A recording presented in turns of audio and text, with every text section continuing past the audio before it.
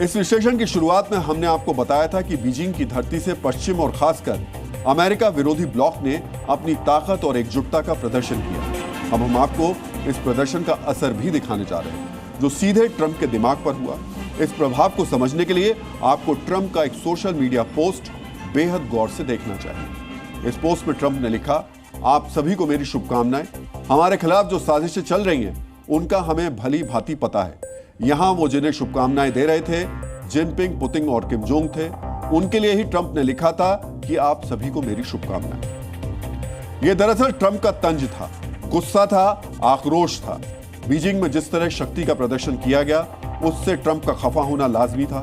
Trump की ऐसी प्रतिक्रिया उनकी बौखलाहट का प्रमाण है। अब हम आपको ट्रंप की बौखलाहट का एक और सबूत दिखा देते हैं, जो उन्होंने अपनी social media platform truth social पर जाहिर किया।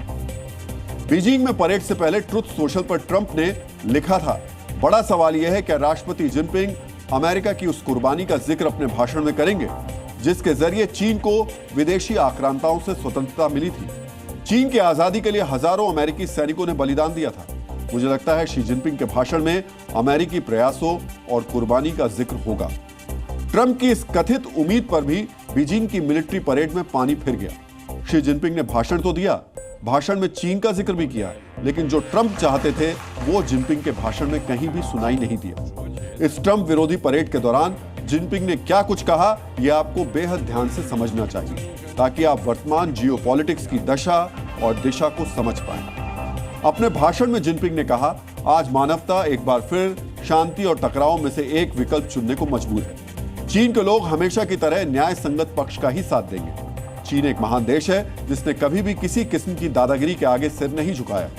चीन को आगे बढ़ने से कोई नहीं रोक सकता और चीन की सामरिक शक्ति में निरंतर इजाफा किया जाएगा। न्याय संगत पक्ष जैसा शब्द प्रयोग करके जिनपिंग ने इशारों में ट्रंप और उनके टैरिफ को टकराव की वजह करार दे दिया। साथ ही इशारों में जिनपिंग ने ट्रंप के कदमों को दादागिरी भी बता दिया और चीन की सामरिक शक्ति जैसा शब्द प्रयोग करके जिनपिंग ने एक बार फिर उस डॉक्ट्रिन का जिक्र किया जिसे सामरिक दुनिया में रेड आर्सेनल यानी लाल हथियार कहा जाता है। अब हम आपको जिनपिंग की इसी रेड आर्सेनल डॉक्ट्रिन के बारे में बताना चाहेंगे। ये डिटेल आपको भी बेहद गौर से सुननी और समझनी चाहिए। इस रेड आर्सेनल नीति को जिनपिंग ने ही शुरू किया था। इस नीति का मकसद था हथियारों के क्षेत्र में उन्नत तकनीक हासिल करना और अमेरिकी सामरिक शक्ति को सीधी टक्कर देना। इस नीति में जो लक्ष्य निर्धारित किए गए थे वो है 2049 तक चीन की सेनाओं के जितने सभी अंग हैं अमेरिकी मिलिट्री से ज्यादा ताकतवर बना दिए जाए। और इस नीति का मकसद है दक्षिण चीन सागर से लेकर ताइवान और इंडो पैसिफिक तक अमेरिकी दबदबे और दखल को पूरी तरह खत्म करना। बीजिंग में अमेरिका विरोधी धड़े को एक मंच पर लाने के साथ साथ रेड आर्सेनल पॉलिसी को आगे बढ़ाने का जो दावा जिनपिंग ने किया है वो सीधे तौर पर बताता है कि चीन ने अब अमेरिकी विरोधी नीति का दायरा बढ़ा दिया। रेड आर्सेनल का मकसद सिर्फ अमेरिका को सामरिक चुनौती देना था, लेकिन ब्रिक्स और एससीओ के मंच से आर्थिक ध्रुवीकरण के प्रयास सीधा और साफ संकेत देते हैं कि चीन या कोई और अमेरिका विरोधी देश अब आर्थिक टकराव से भी परहेज नहीं करना चाहता। और दुनिया में हो रहे इन बदलावों की सिर्फ और सिर्फ एक ही वजह है, ट्रंप का वो टैरिफ जिसे ट्रंप ने ब्लैकमेलिंग का हथियार बना लिया। जी न्यूज़।